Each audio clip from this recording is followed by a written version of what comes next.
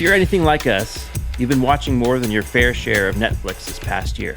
And with such great original content, from the Queen's Gambit to the more obscure shows like Midnight Diner, we were curious what it takes from a product design perspective to create and deliver these shows to a massive audience, in a way that's accessible not only to audiences here in the US, but all around the world.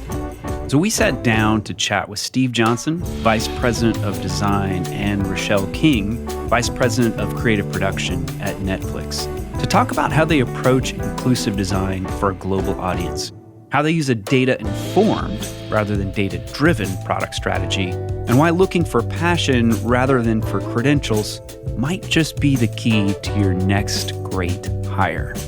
Two more quick things before we launch into the interview. This is the last episode of Season 5 of the Design Better podcast.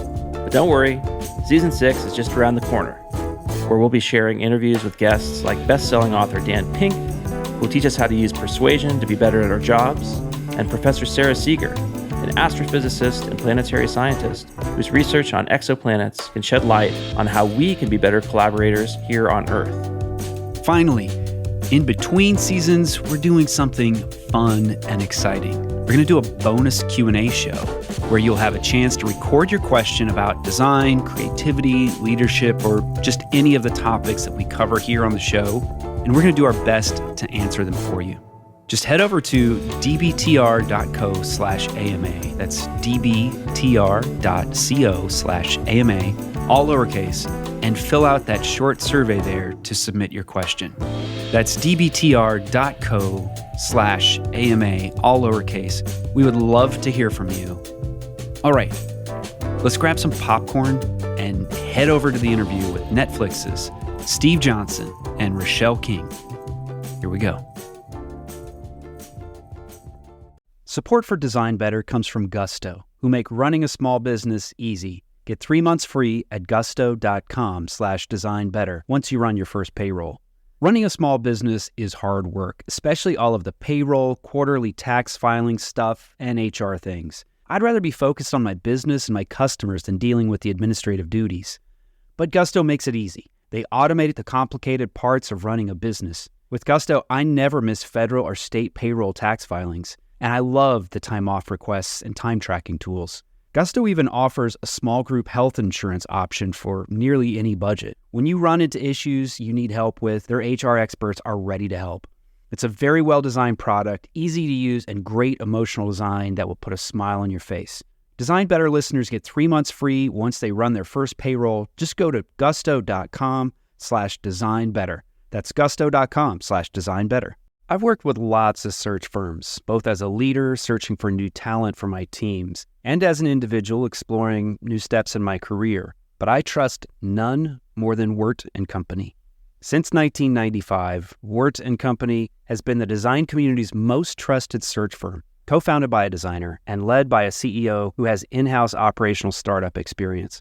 Wirt & Company is guided by the principle that creative leadership is essential to business success. They've helped some of the most admired brands from early-stage startup to Fortune 500 build world-class creative teams. We're talking about companies like Airbnb, the New York Times, the Four Seasons, Notion, Figma, Google, Cartier, and Fair. Not bad. If you're looking for a partner to help you find the right person for a critical role, look no further than Wirt & Company. And if you're looking for your next design leadership role, Wirt & Company will guide you through the process as a friend and a champion throughout your journey. They take the time to get to know you, to understand what you need professionally and personally. Whether you're looking for your next role or your next team member, Wirt & Company can help you find a meaningful relationship. Visit wirtco.com to learn more and get in touch. That's WERTCO.com. Steve Johnson and Rochelle King, welcome to the Design Better podcast. Hi. Morning. It's always good to start from the beginning. Maybe you could talk to us a little bit about the work that you're doing at Netflix and also just like how the two of you work together. So I run a team that works with a lot of aspects of the content. And I like to think of our team as a blend of half creative and half operational. We have folks that are responsible for actually getting the content onto the service. We think about it like air traffic control and landing titles on the service. but then also thinking about all the different ways that we can represent that content on the service, whether that's visually, through trailers, through language, synopsis, ratings, and all of those different elements. Also have a globalization team that works to translate the Netflix experience into the 33 plus languages that we support around the world. And I also have a operational team that supports marketing, in a lot of their campaigns and work that they're doing as well. So that's my organization. Steve? If Rochelle's team designs the fashion around the passengers, we design the vehicles. So the design team at Netflix is responsible for all of the interaction design that helps bring members their content. What Rochelle was talking about, even as far as what's the box art and how do we help merchandise the asset itself? So how do we dress it up so that when people see it, they say, oh, that's interesting. And then they click on it. That environment around her is the design. And that's what XD does. And I work on that team. Steve, the last time I spoke with you, you've graciously come to the class I teach a few times. You're working on a slightly different project, more like tools for filmmakers. Do you still do that type of work? Or maybe you could talk a little bit about that too. Yeah, we do. So both of our teams are not limited to just the consumer experience. I think that what tends to happen is people think about Netflix and they just think about when they go home and hop on the couch and, turn it on. But since we're a global studio now and we're our own movie studio, we now are also looking at how can we bring efficiencies to the movie making process so that we can make it faster, more reliable, and we can make it more streamlined. So our teams also work on the studio tools. And it started off as being a small venture, but now it's roughly 30 to 35% of the XD team. And I think that when we think about our growth, that's actually the area that we're growing the fastest in. So imagine a set of enterprise level tools that really help Hollywood finally transform away from clipboards and walkie-talkies, but to, technology. Because I think a lot of folks expect movie making to be like watching Iron Man. And if you actually saw how it's done, you would be shocked how absolutely analog it is. So one thing that's really challenging, especially in an organization as big as yours and as sophisticated as yours with multiple teams and lots of different products and different angles of the product, is prioritization and knowing what's the important thing to work on right now, and for teams and for their leaders to have clarity about how to prioritize and what to focus on. How do the two of you think about that, and how does that happen inside your teams? So there's a couple things that happen. So one is, from a product management perspective, we all work very closely with our PM partners and our engineering partners. And I think that normally the PMs are the what, and creative production and XD are the how, just like consumer insights is the who. So priority always kind of comes down to what are the business goals? Our business goal right now, no secret, is to be a lot more globally focused. So once you start thinking about that, then we always have lots and lots and lots of different things that we can go after. But a first principle is, does that help us globally? And if so, how? And then that's what we prioritize higher than other things. I think what I'll add is we are very member first. And especially my team, one of the things that we try to think about is how can we connect more folks to stories that they love, and how can we help them discover stories that they love by presenting those stories in a compelling and interesting way that's still really authentic to the story itself. And so I think what we prioritize is how can we tell these stories better? How can we help members find what they want? And then, so sometimes that might mean, hey, if we make our service available in more languages, that means that that's more accessible to folks around the world. And I think that's some of what globalization takes into consideration. We talk about, are there innovative and new ways that we might want to think about representing these stories, or how can we do a better job at that? How can we amplify angles of the story that folks might not have been aware of or considered before? And so that's a little bit of how we think about prioritization as well. So I would say we tend to be member first. The second thing, though, is, of course, we have so many titles on our service, and we have to do this at scale. And like Steve said, we're doing it around the world. And so we also need to think about how are we smart in our craft and getting those stories out so that we can also scale with the volume of content that we have at Netflix, and also to all of the different members around the world. So I would say scale is also another thing that we take a lot into consideration. So one of the themes that my team talks about a lot is, what does creativity at scale look like? because that's just going to help us serve more and more members around the world. I just want to double click, kind of dig into this a little bit more. When do you say no? So you talked about having this clarity of, does it help us globally? So that sounds like that's an objective defined from the top. And then that can trickle down into teams, and it creates a question, and that can be brought into debates and design reviews and all sorts of different meetings.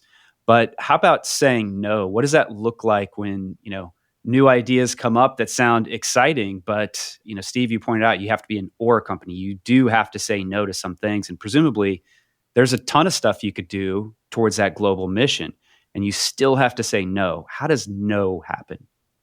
I firmly believe that design without business sense is just decoration. And all the designers that we hire, all of them, Rochelle's team, my team, I think that's a first principle. So it really does come back to that. What is this doing to serve the business case? I've definitely worked in places to where people said, oh, this is cool, we should do it. And they get very passionate about it and they really can't explain why. But at Netflix, with us being so small and being somewhat flat and everybody really kind of having a vested interest in us being successful, there's always kind of this hypothesis of, hey, this would help solve this problem. So on our consumer side, at least, saying no is not all that difficult, because since we A/B test everything, you have an opportunity to have 3, 4, 5 different ideas that you're very passionate about. Each one of those ideas needs to be uniquely diverse from each other. It can't be like, remember back in the old days, we'll test this one, then we'll move the buttons 2 pixels over, and we'll test that one, we'll move the buttons over 2 pixels over. Like, no. We don't do that. Like, one has a button, one doesn't have a button, one has a slider, one is trying to infer who you are via interpretive dance. So we try to make sure that we test those different variations, and then we get a signal. On our studio side, it has been a bit harder to say no. And the reason it's been harder to say no is because what I said at the very beginning, as far as us trying to revolutionize Hollywood, we're looking at it, all the fertile ground of all the things that we could do, because so many things are analog. You're like, oh God, okay, we could do, because the laundry list is really big. So that's where we really just have to prioritize based on what are the engineering capabilities and what's the return on that design investment. But I'm not trying to BS and say that we have this utopian society. That's not true. We definitely have a lot of ideas. But the filtration process down that stream past the rocks to make very pure water is a lot easier, simply out of necessity. The one other thing that I would add there, though, is then how many members does it really affect? If you want to talk about prioritization, we should have it tied to a clear business need, or at least you have a hypothesis for how this change is actually going to make an impact on the business or our members. And then we would say, how much of an impact, how many members will this really affect? And I think those are important factors that help us prioritize as well. One follow-up. So a number of years back, we spoke with a designer named Andy Law, and he mentioned, on the consumer testing side, something called mountain testing, which I think, as we understood, is sort of like multivariate testing. Do you guys still do that? And if so, how do you approach it? We do. Let me clarify. So we used to differentiate between the scope and size of the tests. And maybe we still do that. I just haven't in quite some time. And the reason is I don't actually like saying, well, this is a small test, this is a big test. Some of the smallest incremental change have yielded some of the massivest results. Massivist isn't a word. We'll use it today. And, some huge changes don't realize success for quite some time when people adopt.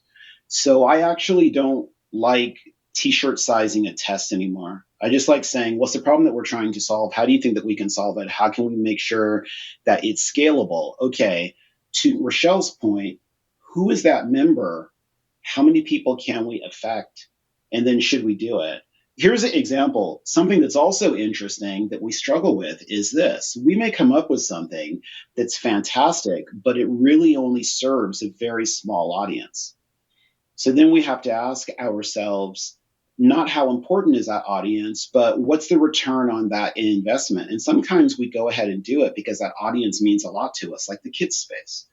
But other times we might find that even though we think that it's successful, the engineering resources going to that instead of solving the problem of it's hard to find things on Netflix, it's just not worth it at this time. I think what Steve is saying is really interesting because it's true. Sometimes we think that because something is small, it's going to have small impact. Sometimes we think that just because something is big, it has big impact. So I actually think that that's a really great thing that Steve just flagged, which is this maybe false perception that we have about size and relative impact or importance. And it's probably good for folks in creative work to think about like, hey, even very small tweaks can have very large impact, and we should always be focused more on the size of the impact, not the size of the work that we're putting into it. That being said, what I might add about the concept of mountain testing is it's really meant to articulate when you feel like you're getting to that global, you're looking for a global maxima versus a local maxima. And so you've iterated on all the things around this one kind of experience, and you're not really going to get any better results than what you already have because you've already tweaked enough of these little things. And so it's more to say, hey, do we need to take a bigger leap of an idea? We sort of come to the top of this mountain. Maybe we need to jump to another mountain in order to find a higher height is, how I think about it. And so do we need to shift so much of our perspective or so much of our foundational thinking around this experience that we have to break that, go to a completely different mountain and see if there's a higher height there that we can reach with this experience? And so that's when I think that concept is useful. But I really like what Steve said, which is let's not also get too trapped on that we're always looking for mountains, because then you're probably not getting the most out of the one particular mountain that you might be on. Netflix is really well known for bringing data into the design process. And I wonder if you could talk to us a little bit about what does that look like? How does that data come in? How do you use it to inform design decisions? And then maybe make the distinction between data-driven and data-informed and how you think about that. The thing that I would say about data is I always say it's important to remember that there's many forms of data, and I think sometimes people get caught up on thinking that A/B testing or quantitative data is the only form or that it's a superior form. And I would just say that qualitative data, talking to consumers, asking them what they think about things, doing surveys with customers is equally important to help really give you that 360 perception of what's going on. And so the first thing that I think about when we talk about data is it's really important to have both a strong consumer insights or kind of qualitative team that is talking to consumers directly and hearing from them what they value and what's working for them. And then it's equally important to have a really strong data science team, someone that's looking at the big data, combing through that analysis and really thinking about what are we learning at scale and in aggregate about our customers all over the world. So those two things in balance, I think, are important factors for input into the design process or into that creative process. And so luckily at Netflix, we have both very strong data science teams as well as consumer insights team, and leverage the information from both of those to help inform our decisions. On data driven versus data informed, I think it's a very old discussion that goes back many years, right? And I think the difference is, again, not letting the data make the decision for you. Data driven, I think, is really like you're just letting the data tell you what answer to do, what's the right thing, and just letting that push you. Data informed is that data is one of the many inputs that you use in making your decisions, right? And so it's informing your decision, but it's not driving the decision. It's that balance, because the data might tell you one thing, but you still have some sense of judgment. Maybe there's other brand considerations or other considerations that you might need to take into account that the data just wouldn't happen to show you. And so being aware of all of those things and how they balance it is, I think, an important concept.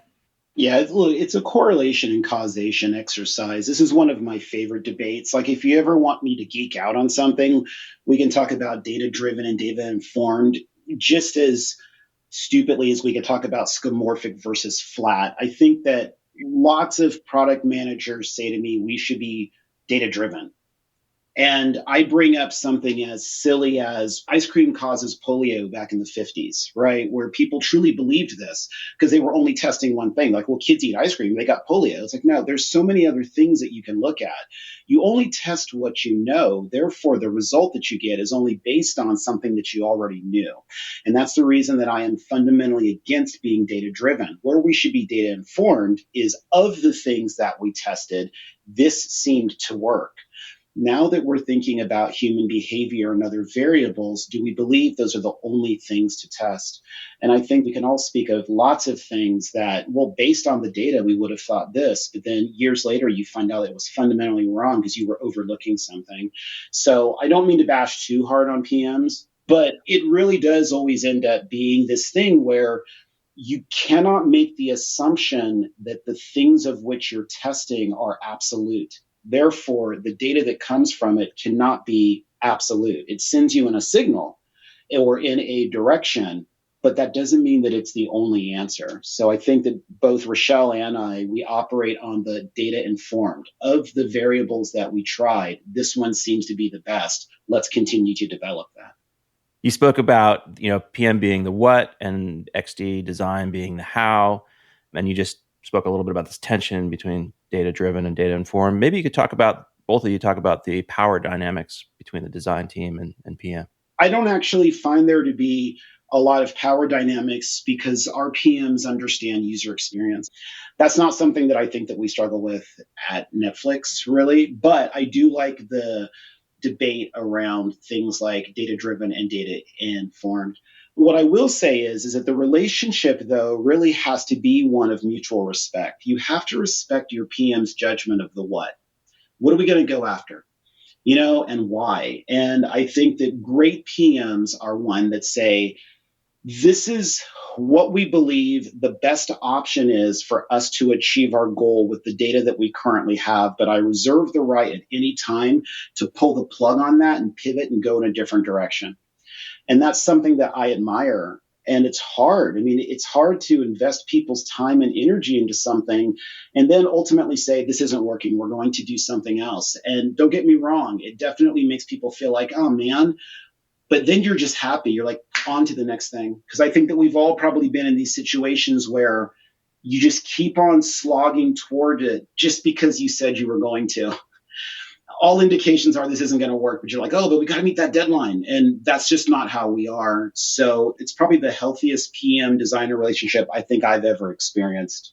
I think that when you have PMs that are as focused on the user experience as you are and, feel like they are champions for the member experience, it's a great partnership to have. There still can be tension, right, between the what and the how. But I think that's a healthy tension to have. And something that Steve said very early on in the conversation is that he looks for designers that have business sensibility and understanding and capability. And I think that that's a really key characteristic for design to have, because having that appreciation for business strategy or just being curious about business strategy and where the business is going gives you that bridge, that you communicate with the PM on and you can align on as to what you're trying to accomplish together. So I think that having that characteristic definitely helps to build a better relationship with PM.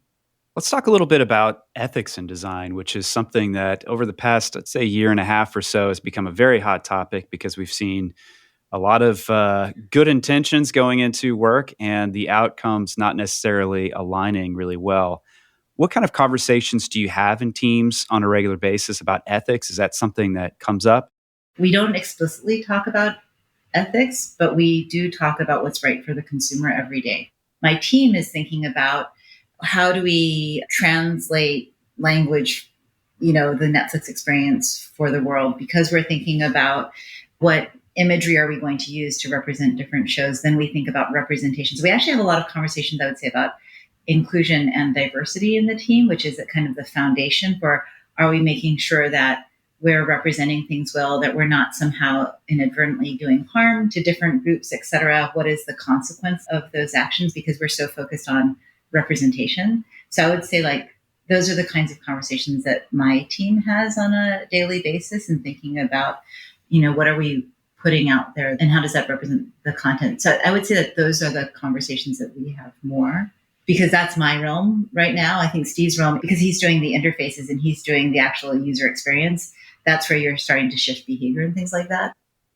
And I've seen lots of debates and lots of conversations on her team to where they may find an image that's a couple seconds of a show that they know will get more people to click, but they have these long conversations about the intention of the show or the way of which this is represented. That's not a good representation of what the show is, so we're not going to use it. And that to me is incredibly ethical. When I'm watching so many media companies streaming so much content now, and they're all trying to battle for eyeballs, I'm finding myself on lots of our competing services going, ooh, that looks good. And I'm just waiting for that scene. And I'm like, oh, they tricked me. So I think that there's a lot of time, energy, and effort put into, we want to make sure we build a relationship with our members that we don't violate. On the design side, it's also ethics for who and where. We're a global company. We have some content on Netflix that you watch in the United States, it's perfectly fine. But we have action shows that like we all love that are hyper violent, but you play them in different parts of the world and they're like, that's not cool. So when we're trying to balance ethics, we're truly trying to figure out where are they and who is it for? And that makes the variability very interesting. We think that building long-term member trust is more important than some of the short-term things that we could do. We're a subscription business. And so we need folks to feel like they want to keep coming back to us over and over again for a long period of time. And I think because of that, it probably aligns our goals better with like what's long-term best for the consumer as well. Rochelle's team just doesn't do it. Like when we were all in the office, I remember I was in the LA office once and how sometimes you hear a kerfuffle, like you hear people kind of talking loudly and you're like, ooh, let me walk by slowly so I can overhear this drama. This will be great. And I'm not kidding you. I'm listening to two of her producers debating if this one character had enough screen time in the show to represent the show. And it was such a fascinating conversation because I saw the artwork and I'm like, oh, that's badass. I can't wait to watch that. But what they were saying was, but wait a minute, though.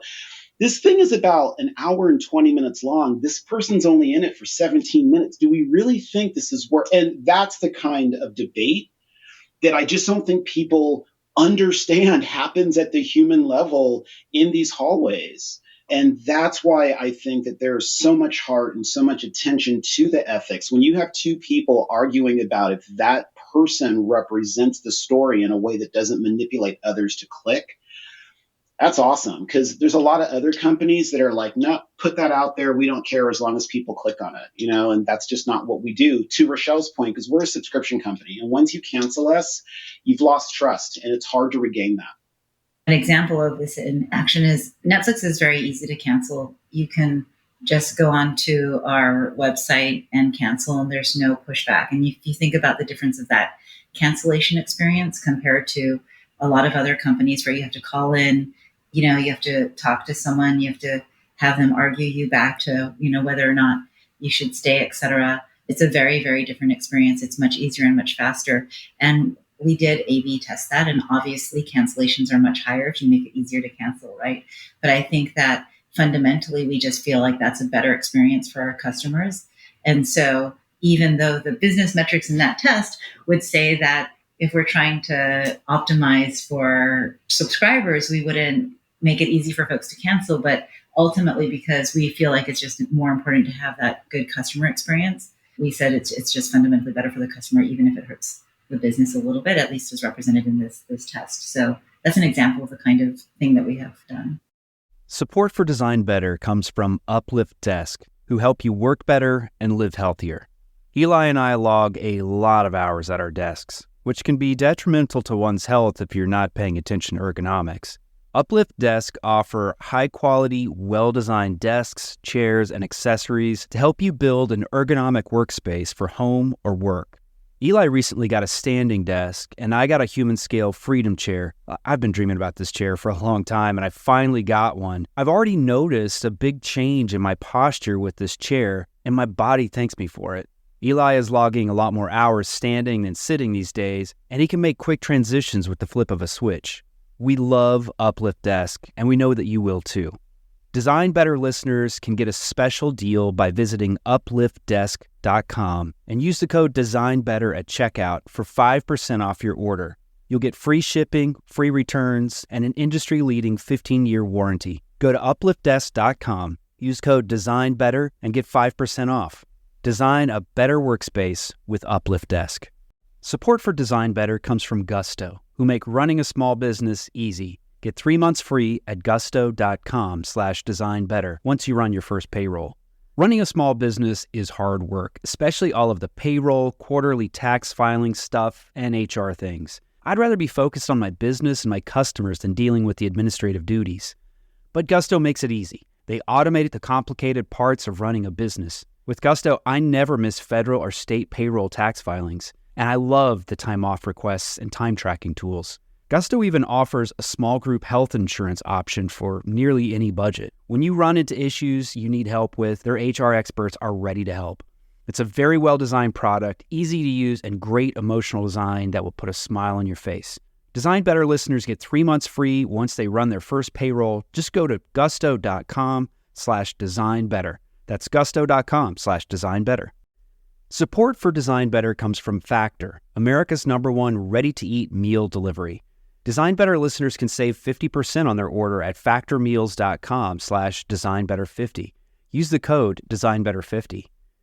You know what happens at my house when things get really busy? In the evenings, we turn to takeout, which can be expensive and it's not very good for our health. Lately, we're making a better choice at crunch time. We turn to Factor for chef-created, dietitian-approved meals that are ready to eat in just 2 minutes. We like the flexibility of Factor, too. You can change your order up every week with plans from 4 to 18 meals per week, or you can pause or reschedule your deliveries at any time. The meals are so tasty. My wife and I are huge fans, and I like their smoothies, too, which I find are perfect for a quick, healthy breakfast. Factor can help you eat well and feel good while focusing on your career and your family. Head to factormeals.com/designbetter50 and use the code DesignBetter50 to get 50% off your order. That's code DesignBetter50 at factormeals.com/designbetter50 to get half off your order. You both spoke about your inclusive approach to your global audience, and that obviously ties to audience growth, so there's a clear ROI there. Are there any other examples you have about bringing an ROI lens to inclusive design? Something that I have said to the teams or folks that work at Netflix is, obviously we're several thousand folks, and we are, as employees, very different from the 197 plus million members around the world that we aim to serve. So I think that it is really important for us to be able to empathize and get out of our own world and our own minds as much as possible, and to try to think more about what the right experience is for those 197 folks that are not tech savvy, maybe not located in cities like most of our offices are, things like that. And so I think that anything that we can do internally to think about making better experiences for folks that are not like us is important. And so to that extent, the more inclusive that we can be about other perspectives, the better we get at doing that kind of work. I was going to mention something that Steve does. Is I know that, Steve, you've been forcing your team to use international content for all of their mock-ups.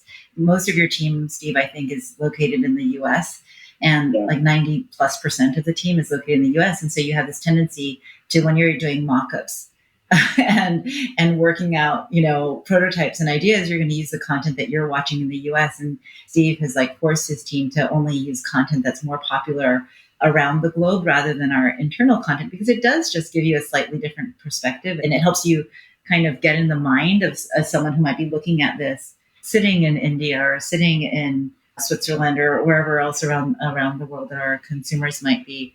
I think that's interesting. I think you have folks on your team that purposely use names that are not your standard American names in mock-ups and stuff, also to just force. So these are very subtle little things, but there are ways that help get you out of it and then maybe bring a different perspective to the work. Boy, do you dig into the interaction design and the flow when you don't recognize any title. And we all do it, right? You're sitting there and you're making a mock-up, and it's you love Stranger Things, you love Ozark, you love Lost in Space, and oh my God, Tiger King. So you throw all those things in. And then the second you see that design, you're like, I love it. You're actually responding to the fact that you love those shows. So once you start throwing in things from India, Korea, Japan, Brazil, you've never heard of these titles before ever, you actually kind of look at it more. You're like, oh, what is that? So now you're like, well, how do I get to that? So I think that we have to find ways that when we're talking about inclusion and diversity, you're talking about reflecting the perspective of your target audience as much as humanly possible. Is that the way that Rochelle and I think about hiring? Yes. When you're taking a look at that room and you're like, hey, we're a global company and we're supposed to be figuring out how we can really stimulate more awareness and excitement in XYZ country. Oddly enough, nobody in this room has ever been there, ever born there, or has any relatives from there. That's interesting. Right? So now we're just guessing. We're just throwing things against the wall. When you bring in that perspective, that global perspective, be it from the folks that you hire or the way of which you design, then you're at least making sure that you're being more inclusive of the conversation that the people that you want to entice are having. I'm not going to say we're great at it, but we're definitely trying. And it's definitely something that we talk about quite often. I'll give you maybe just a couple more examples from my organization where it's really paid off and had impact. Because part of my team's function is to help classify and organize the content on our service. And so my team is responsible for those rows that you see. So when you see the award-winning dramas from the 60s or something like that, that's something that my team is responsible for. When we first started to get into Korean content and K-drama, if you're not familiar with it, you think, oh, I'm just going to make a category called K-drama. But it's actually really much more rich and diverse than that. And there's all kinds of subgenres that exist. And because we actually have analysts that are Korean that really understand and love that content, they made a proposal to actually create much more nuanced and authentic subgenres, like K-dramas about chaebol or Nuna romance. Like these are all things that are very unique to the genre of K-drama. And that suggestion would have never happened if we didn't have folks on the team who really loved it, who were authentically wanted to represent it and really familiar with it and all of those sorts of things. And we have so many stories of that where because of the folks that we have in our team and because they represent their own experiences from all over the world or their own experience as being part of the LGBTQ community, their own experience from being of different backgrounds or coming from different places, then they're actually speaking up and advocating for us to do things in our product and our experience that make it out to the public, that then make it out to the 197 million folks. And what we do see is that when we add that dimension and when we add those nuances, it starts to speak much more directly to folks that are located in all these countries around the world. We see performance increase. So I have actually seen, when you ask about the ROI of inclusion, I have seen measurable impact on our numbers because we have made decisions that came out of suggestions or insights that we would have never gotten if we hadn't had folks in our team who could authentically represent those perspectives. I want to make sure it's not lost on anybody, though, that you even have to take a look at the makeup of the two people that are talking to you right now, right?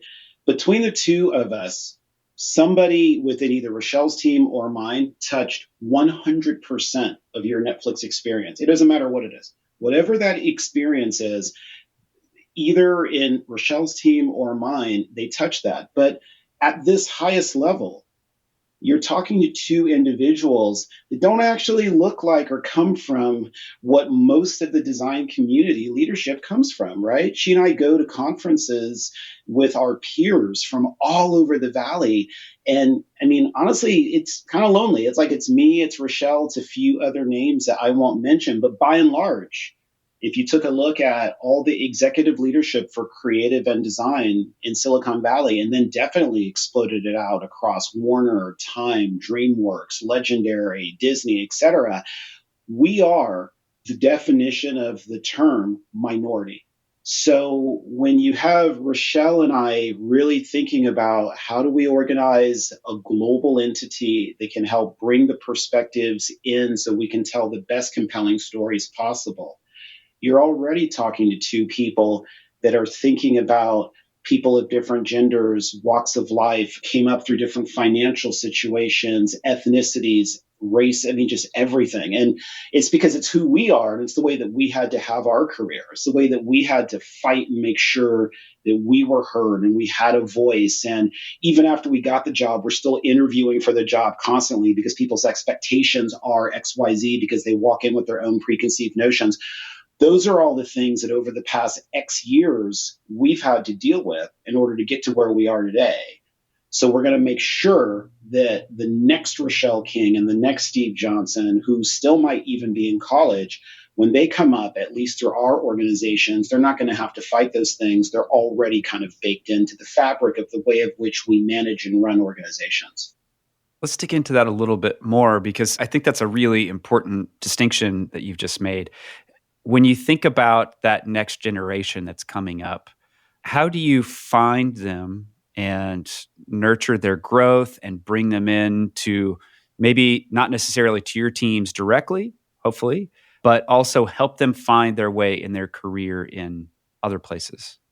I have, especially the last several years, tried to be more active about just reaching out to students at college and universities, or making myself available to organizations, so that younger generation of folks that are interested in getting in and trying to give advice and things like that. And so often I'm not in a position to directly hire someone because they're still in college or they haven't gotten that experience yet. But I do think that giving folks exposure and access to hearing what I'm thinking about, or to give them some of the advice that I wish that I had, is a way to get that done. And so I would say that that's one of the things that I do think about and have put more time into.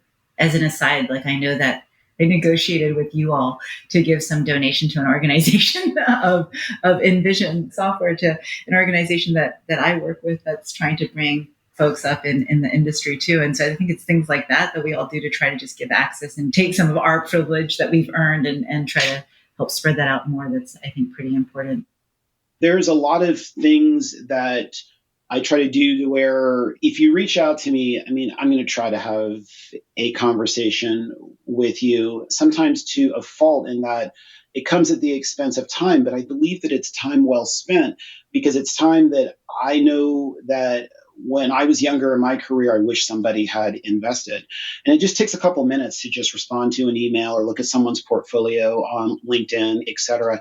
I don't do a lot of conferences, but when I do, I normally try to figure out what's the impact, who's going to be there, and how diverse is the audience. You can get me to go to almost any conference that has women in tech, people of color, different communities, the whole bit. I'll go to those. I think that the big thing about giving back is always remembering where you came from yourself. I do not believe I'm above anybody. I simply do not.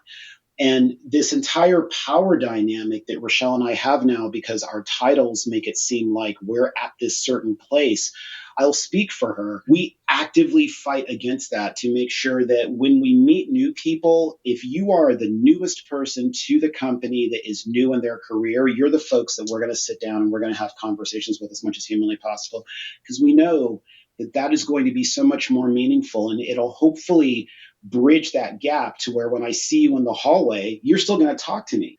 Back when the offices were open, I would be in an elevator having conversations with people that, like, we would walk out and my boss is like, how do you even know them? And it's because you got to take the time to talk to everybody, because at the end of the day, without the people who are doing the work every single day, the company collapses. And I promised myself when I was younger, never believing that I would get to where I am today, I said, God, if I ever get there, I'm going to remember what it's like to be here, and I'm not going to treat people the way that they've been treating me. And that literally is my first principle of the way of which we work with people. And if it's an extra hour on the phone having a conversation with a designer that's having a struggle because she just started and she doesn't quite know if this is the right place for her, that's an hour very well spent. Yeah, Steve is one of the most generous people that I know. Maybe the thing I'll add is I have learned to be selectively generous with my time. When you do something, be generous with it, but be thoughtful and selective about where that time makes the most impact. So real quick follow-up here. The people listening to you right now, we're talking tens of thousands of designers and design leaders working in all sorts of different companies and markets, sectors, and so forth. What advice would you give them right now that would help them bring more diverse thinking, diversity of perspective to their teams and to their work? I will say that I think I've built out a fairly diverse network of folks, but it takes years. It takes time and it takes curiosity, right? And trying to reach out to places that you're not as familiar with or not as comfortable with. But I do think that patience is a really important virtue here because nothing happens overnight. As you start to meet one person, you meet another, and you kind of work together and you build up more of a relationship, etc. I would say that it's really thinking more about it on a human, connect to one person, that person connects you to more folks, and thinking about that. I think that that's probably the best way to do it because it's perhaps the longest lasting way to build a network and to bring more folks in. And what's been interesting to me is that I'm going to use this term, which I'm not sure I like, but as you start to build a reputation for being someone who helps to cultivate diverse perspectives and diverse voices, or as you build a reputation for being a person who creates teams where people feel comfortable and people feel like they can really excel by being who they are, then that also then starts to attract more folks in. And the only reason I said that I don't quite like that is because the word reputation sometimes comes across as you're doing it for like your own, tooting your own horn or like some kind of superficial thing. And so that can't be the motivation. The motivation can't be to just build the quote reputation, right? It has to be about the actual underlying work underneath. But I think what happens is that if that reputation is well earned and true and actually what you create and a well-deserved reputation, then I think it does bring in folks that start to seek you out because they know that they can come to you for those sorts of things. I like the question because it's hard and it's something that we get asked a lot, but I'm going to be consistent. You have to build an organization that is as reflective of your target audience as humanly possible. That's it. And there's no excuse. I have conversations with people at certain companies that I'll spare naming right now, but they're massive, huge companies that have domination in all these areas around the world. For some reason, there's no Black VPs. The hell is that about? It's not possible that you could not have found a unique perspective in that room. And when you're in whatever that room of power is, be it a board meeting, be it a design review, be it whatever, and you're looking around and everybody is the same, but you're trying to figure out why you guys can't be successful in XYZ country, that's why. If you're not going to say to yourself, it's important for me to create a community of people that have an opinion different than mine. If you're not big enough to do that, A, I question if you should be in your current role, but I'll move on to B. Then B, at least say, we are not going to be successful as a company until we have the appropriate representation of our customer. Full stop. Right. And that doesn't mean, oh, hey, let's go hire a whole bunch of interns from these other areas. No. You need people that can make decisions in the room that reflect the market that you're going after. If you want to be the product of choice for a community of people that feel an emotional attachment to that product, I am convinced. I can be debated on constantly about some anomalies, and I'll say, okay, I mean, there's definitely some things out there where maybe that didn't happen. But as the world gets smaller, as the price of semiconductors go down, as you're getting chips that are so much faster and doing so much more, our iPhones have more computing power in it than I ever had when I was a kid, ever. When you can start getting things that are so much more powerful, so much faster at a lower price, the difference between product A and product B is the user experience. How does it make me feel? And does it feel to me like it was made for me? Does it feel like it gets me? Does it feel like it understands me? And those little nuances, you might say, well, does it really matter? Yes, it matters. It matters. It matters. It matters. Ask people why they feel good about certain products. And they'll almost always talk about, A, it does what they need it to do simply and easily. It's reliable. They trust it because it's consistent and they feel that it gets them. That's the reason why when companies say, oh, sorry, we can't find any designers from XYZ, I say, you're not trying hard enough. Because you should even change your hiring practice. If you keep on giving people the same test over and over again, and for some reason that means that you can't hire any Latinos, then maybe you change the test. But we keep on trying to say, well, this has to work because that's how we got here. But what got you here isn't going to get you there if you want to be a global company. I've heard we're going to make a bet. We're going to take a risk. We don't want to lower the bar. All those things are statements and sentences that people that are terrified to try throw out as a defeatist mechanism because they simply won't put in the work. Look, I get it. I mean, I've been to most of the design schools. I've given talks. Like one of my favorite design schools is CMU. Like I love Carnegie Mellon. And I remember I used to go talk there and I'm looking at all these kids and I didn't see one person in there that looked like me. Like it was amazing. Like it was such a horrible feeling to be a design executive from LinkedIn going to Carnegie Mellon every year and the only minorities I saw there were working in the kitchen. Like it was horrible. So I understand when people say that we can't find, but the thing is this, maybe you shouldn't hire people out of design schools.